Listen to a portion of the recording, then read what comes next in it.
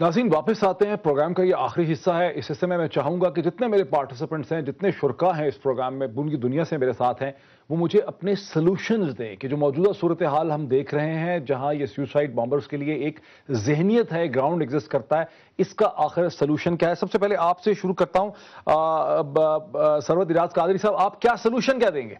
सबसे पहले तो ये है कि हमें ये आइडेंटिफाई करें हम वो कौन सी ये दहशतगर्द है, उनको बताया जाए ये लोग हैं। और जो सबसे अहम बात है कि 3,500 दहशतगर्द हमने जो रखे हुए हैं अपने पास हिफाजत से, उनमें से उनके लिए स्पीडी ट्रायल्स के मुकदमात बनाए जाए, उनके ऊपर अदालतों में केस चलाए जाए। उनको आप 15, 20, 50, 100 को आप मिसाल बना दीजिए, देखें कैसे दहशतगर्दी खत्म नहीं होती। जब दहशतगर्दी को पता है कि मुझे सजा नहीं होनी, जब दहशतगर्दी को पता है कि मसले पसंदी में इंशाल्लाह हम निकल जाएंगे, तो फिर वो कहां से इन मामलात को आप दहशतगर्दी को रोक सकते हैं। और तमाम ऑल पार्टी कॉन्फ्रेंस बुला के तमाम मकतब फिक्र को एक जगह बिठाकर एक नुक्ता पे कहा जाए कि दहशतगर्दी मुहिब्बे वतन, आपको एक चॉइस करनी होगी। आप ये नहीं हो सकता है कि एक ही प्लेटफॉर्म में आप दहशतगर्दी और मुहिब्बे वतन को साथ लेकर चले। आप सबसे पहले आइडेंटिफाई करें मुहिब्बे वतन और दहशतगर्दी का फर्क, ताकि ये कौम आपके साथ खड़े हो। अगर आपने आज सवात में ऑपरेशन किया तो वहां पर कौम आपके साथ थी, लेकिन आज जो हमारी कुछ बड़ी पार्टियां मसलहत पसंदी का शिकार हो गई हैं, मौत के खौफ से या जिस भी खौफ से या जिसके हुक्म से जो भी ताने बाने हैं, तो हमें उनसे होगा। और दूसरा सबसे अहम बात, आपको जो रियाल और डॉलर की जो भरमार है, इसको आपको रोकना होगा। ये जो फंडिंग है, बैरूनी फंडिंग, इसको आप फिलफौर स्टॉप करें और इसके ऊपर मेरे साथ रहिए। मैं जरा बढ़ता हूं अलामा ताहिर अशरफी साहब की तरफ के कादरी साहब ये कहते हैं कि तमाम मकतबा फिक्र को एक प्लेटफॉर्म पे इकट्ठा करना होगा। और मेरा शुरू से मेरा नुक्ता नजर यही है कि यहाँ ये तमाम मकतबा फिक्र जो हैं, जो एक दूसरे के खिलाफ इंतहा पसंदी की जुबान इस्तेमाल करते हैं, जो शिद्दत पैदा करते हैं, जो नफरत फैलाते हैं, इन्हें एक नुक्ते पे इकट्ठा करना पड़ेगा। इन्हें ये एहसास दिलाना पड़ेगा, इन्हें ये एहसास करना पड़ेगा कि इनकी जुबान की वजह से, इनकी लैंग्वेज की वजह से, इनके फतवों की वजह से, इनके लेक्चर्स की वजह से ये सूरत हाल पैदा हो रही। डॉक्टर साहब, मैं आपकी इस बात से इत्तफाक करता हूं। मैं ये बात गुजारिश करना चाहता हूं कि इससे पहले मुतअद्दिद मर्तबा उलमा बैठे हैं, ऑल पार्टीज हुई हैं, मौलाना अब्दुल सत्तार खान न्याजी ने बिठाया, मौलाना समीउल हक साहब ने बिठाया, फिर ये MMA बनी, और उसके बाद आप देखें ये तसलसल है। लेकिन गुजारिश ये है कि जब हम बैठ जाते हैं, एक चीज पे इत्तफाक कर लेते हैं, उसकी कुव्वत नाफजा जो है वो हुकूमत के पास है। मिली यकजहती कौंसिल का जो मुआहदा है, उसमें मौलाना शाह अहमद नूरानी के दस्तखत है, अल्लामा साजिद नकवी के दस्तखत है, मौलाना ज़ियाउल कासमी के दस्तखत है, यानी तमाम साजिद मीर साहब के दस्तखत है। तमाम मकातिब फिक्र ने उस पर इत्तफाक किया हुआ है।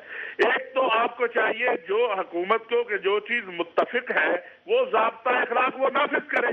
जब चारों मकातिब फिक्र एक चीज को मानते हैं तो उस पर आप अमल करवाएं, नंबर 1। नंबर 2, हुकूमत को हुकूमत बनकर डॉक्टर साहब दिखाना होगा। अगर हुकूमत बनकर नहीं दिखाएगी, वो ये देख ली मैंने जैसे गुजारिश की कि डॉक्टर मलिक गुलाम मुर्तजा जो थे वो एक इनोसेंट इंसान थे, उनके कातिल भी इसी तरह निकल गए जिस तरह बाकी लोगों के कातिल निकल जाते हैं। बड़ी माजरत के साथ, बड़े मेरे मोहतरम है, मैंने पहले आपसे अर्ज की, मैंने तो कादरी साहब को गुंबद खिजरा के नीचे खड़े होकर कहा था क्या वो मुश्तरकात पर इकट्ठे हो जाए। मैं गुजारिश करूंगा कि लेकिन इस हम्माम में हम सब नंगे हैं। किसी भी मजहबी जमात ने, किसी भी मकतबा फिक्र ने दूसरे को माफ नहीं किया हुआ। डॉक्टर हबीबुल्लाह मुख्तार हो, प्रोफेसर साकिब हो, उसामा मऊद हो, ज़ियाउर रहमान फारूकी हो, या सादक गंजी हो, और ये जो रोज अब हम देख रहे हैं जुलूसों के अंदर, जलसों के अंदर, तो ये इनके कातिल भी सबको मालूम है, वो मुमालिक भी मालूम है। जब तक आप ये तय नहीं करेंगे कि ये मुल्क हमारा है, हमने यहाँ न तुमन आने देना है न डॉलर आने देना है। ये कहना बड़ा आसान है, गैर मुल्की हाथ है। ये जो आज बच्चा है, कल आपको पता चल जाएगा ये बेचारा या वजीरिस्तानी होगा या सवाती होगा या पंजाबी होगा। अमेरिका की वजीर खारजा ने, अमेरिका की वजीर खारजा ने इसके अंदर का है, कांग्रेस की स्पीच के अंदर का है। ताहिर अशरफी साहब जरा रुकिए, अशरफी साहब जरा रुकिए, जरा सरवत इराज जी जरा कादरी साहब जी। मुल्क ड्रोन हमलों की वजह से तबाह करवा दे। गवर्नमेंट को ये सारी चीजें देखनी चाहिए। और मेरे ख्याल में मैं समझ गया, मैं आपकी बात समझ गया। मेरे साथ रुकिए, ذرا میرے ساتھ رکیے, مجھے ذرا چلنے دیجیے. اکرام سہگل صاحب جو اسٹریٹجک اینالسٹ ہیں اور سیکیورٹی اینالسٹ ہیں, ایک صاحب بہت ہی مختصر طریقے سے آپ اس ساری صورتحال کو باہر سے دیکھ رہے ہیں, کراچی شہر کے آپ باشندے ہیں, سٹیزن ہیں, کیا آپ کو سمجھ آ رہی ہے اس کا حل کیا ہے؟ اس کا حل ایک ہی ہے جی, جو دونوں صاحبوں نے کہا کہ دہشت گرد جو ہے جب تک آپ اس کو پنشمنٹ نہیں دیں گے, اس کو آپ صحیح طور پر, تو آپ کبھی بھی دہشت گردی کو ختم نہیں کر سکتے. دیکھیے ایک ول ہوتا ہے گورنمنٹ کا, وہ ول جو ہوتی ہے اس کہتے ہیں کہ آپ اپنی گڈ گورننس میں اپنے رولز اینڈ لاز کو اپلائی کریں. لاز ہیں اپلائی نہیں کرتے. اور دوسری بات یہ ہے کہ دیکھیں آپ کی فوج نے اچھی خاصی کاؤنٹر انسرجنسی کی ہے, اور وہ کاؤنٹر انسرجنسی کی وجہ سے آپ کی دہشت گردی کم ہوئی ہے. لیکن جب تک آپ ایک کاؤنٹر ٹیررزم فورس نہیں بنائیں گے, اور کاؤنٹر ٹیررزم فورس جو ہے وہ جا کے بغیر کسی بولتے ہیں کہ وداؤٹ اینی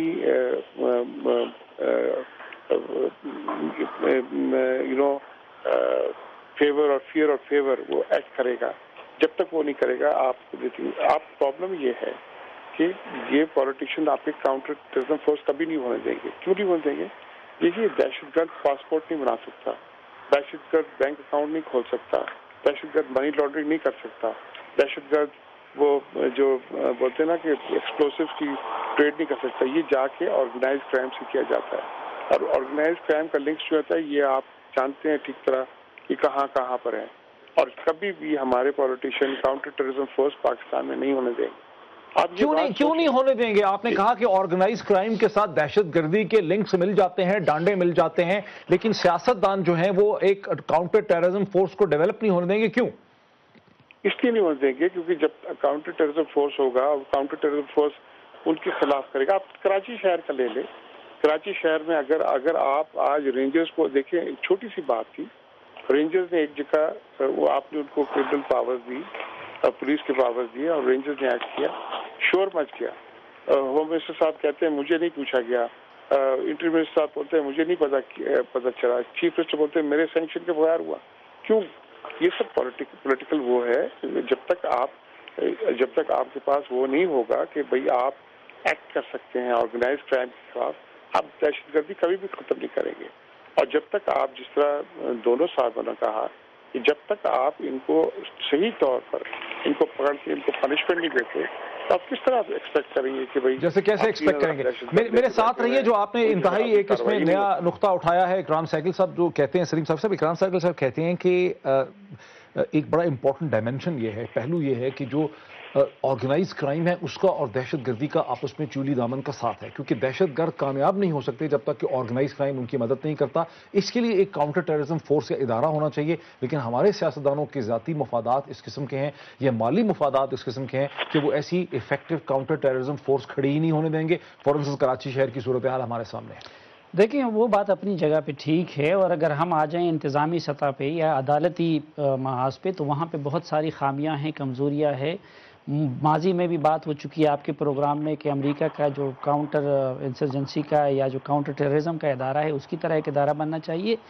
وہ تو اپنی جگہ پہ ہیں, لیکن بنیادی مسئلہ کیا ہے؟ ہم اگر حل کرنا چاہتے ہیں تو ہمیں بنیاد سے اس کو ایڈریس کرنا چاہیے. پہلی بات, قوم اس معاملے کے کنفیوز ہے, ایجوکیٹ نہیں ہے. جس طرح بھی آپ نے کہا نا, کوئی کہتا ہے بلیک واٹر ہے, کوئی کہتا ہے انڈیا والے ہے, کوئی کہتا ہے فلائیں, کوئی کہتا ہے امریکہ کرا رہا ہے, اچھا کچھ بھی نہیں ہے. سب کون غیر ہے؟ بیت اللہ محسود, حکیم اللہ محسود, مولانا فضل اللہ, جتنے بھی لوگ ہیں, جتنی بھی تنظیموں کے, اس میں کون غیر ملکی ہے؟ ٹھیک ہے, یہ ملک, اس ریجن کو ہم نے غیر ملکی انٹیلیجنس کا اکاڑا بنا دیا ہے, مختلف پراکسی وار جہاں پہ لڑی جا رہی ہیں, لیکن ان کے لیے تر نوالا اپنے آپ کو ہم نے خود بنایا. جس طرح وہ کہتے ہیں نا کہ a man cannot ride your back unless it is bent, ہم نے اپنی ذہنیت کی پرورش جھکا دی ہے. اچھا, اس کا کیا ہوگا کہ لوگ سچ بولنا شروع کر دیں. جو قادری صاحب نے ذکر کیا نا, یہ جتنے بھی لوگ ہیں نا, انفارچونیٹلی جو لوگ سچ بولنے کی تھوڑی بہت وہ رکھتے ہیں, وہ اس معاملے کو اندر سے جانتے نہیں ہیں. جن لوگوں کو جتنا زیادہ پتہ ہے وہ اسی طرح ادھر ادھر بھاگتے ہیں, ڈرون ہیں, امریکی ہے, فلاں ہیں, وہ ہیں, وہ سچ نہیں بولتے. اور قوم ایجوکیٹ ہوگی تب کہ سچ بولا جائے. دوسری بات, یہ مسئلہ ہے ملٹی ڈائمینشنل. اس کا نظریاتی آسپیکٹ بھی ہے، اس کا معاشی بھی ہے، اس کا پولیٹیکل بھی ہے، اس کا اسٹریٹجک بھی ہے۔ جب تک پولیٹیکل اور سول لیڈرشپ دونوں، اب ہم یہ پولیٹیکل لیڈرشپ کی بات کر رہے ہیں، لیکن سوال یہ ہے کہ پولیٹیکل لیڈرشپ کو اس معاملے میں کب کسی نے کوئی اختیار دیا ہے؟ پولیٹیکل اور ملٹری لیڈرشپ کو بیٹھ کے اس مسئلے کے لیے ایک ملٹی ڈائمینشنل سلوشن مستقل بنیاد پہ، یہ نہیں کہ دھماکہ ہو جائے، ہلاکتیں ہو جائیں تو پھر ہمیں یہ چیز یاد آ جاتی ہے۔ اور سب سے بڑی بات کہ ان لوگوں کو اور مذہب کو سیاسی اور ذاتی مقاصد کے لیے استعمال کے رستے روکے جائے۔ وہ نہیں کہ ہم ترکی کی طرح جو ہے مذہب کو بین کر دیں، یا اپنی سیاست سے ہم بے دخل نہیں کر سکتے اپنی ریاست سے، لیکن مثبت طریقے سے مذہب کے فروغ کا ریاستی سطح پہ اتنا انتظام کیا جائے کہ اس طرح دوسروں کے بچوں کو مروانے کا، دوسروں کو بچوں کو گمراہ کرنے کا یہ جو ٹھیکیدار ہمارے یہاں پہ بنے ہوئے ہیں مختلف چیزوں کے، کہ ان ٹھیکیداروں کے پاس زیادہ پھر یہ موقع نہ ہو کہ وہ دوسروں کے بچوں کو وہ کر لے۔ تو یہ بنیادی چیز ہے۔ باقی تو انتظامی سطح پہ بھی جو قاضی صاحب نے عدالتی مسئلہ بھی ہے، سب فرنٹ پہ مسئلے ہیں۔ ہم نے خاصی اس پہ تفصیل سے بحث کی۔ سلیم، آپ کا بہت شکریہ۔ ناظرین، اسی پروگرام میں ہمیں علامہ طاہر اشرفی صاحب نے جوائن کیا، ڈاکٹر فرید پراچا صاحب نے جوائن کیا، سرورت اعجاز قادری صاحب نے جوائن کیا، ہم نے اکرام سہگل صاحب سے بات کی جو اس وقت ملک سے باہر تھے۔ اور ناظرین، اس کو سمیٹتے ہوئے، اس بحث کو سمیٹتے ہوئے میں کہوں گا، اور تمام شرکا کے جذبات کی میں عکاسی بھی کروں گا جب میں کہوں گا ہمیں سچ بولنا پڑے گا، ہمیں سچ بولنا پڑے گا۔ یقیناً یہ ممکن ہے کہ یہاں خطے میں جنگ بھی ہو رہی ہے، پاکستان میں پراکسی وار بھی ہو رہی ہے، یہ ممکن ہے کہ اس میں تیسرا ہاتھ بھی ہو، اس میں بیرونی ہاتھ بھی ہے، لیکن جتنے ہم نے دہشت گرد دیکھے اور ان کے ماسٹر مائنڈ ہم نے پکڑے وہ سب ہمارے اپنے ہیں۔ اور ایک ذہنیت یہاں پہ ایگزسٹ کرتی ہے، سیوسائیڈ بامبر کی ایک ذہنیت ہے۔ وہ ذہنیت کیا ہے کہ ایک طبقہ فکر دوسرے طبقہ فکر کو، سنی، شیعہ، بریلوی، اور ایک دوسرے کو مارنے کی بات کرتے ہیں۔ اسی ذہنیت کے اندر سے وہ پرمیسیبلٹی نکلتی ہے، وہ سپیس نکلتی ہے جس میں سیوسائیڈ بامبر جو ہے وہ واک کرتا ہے۔ ہمیں اس ذہنیت کو بدلنے کے لیے ان تمام مکتبہ فکر کو ایک نقطے پہ اکٹھا کرنا پڑے گا۔ بہت شکریہ۔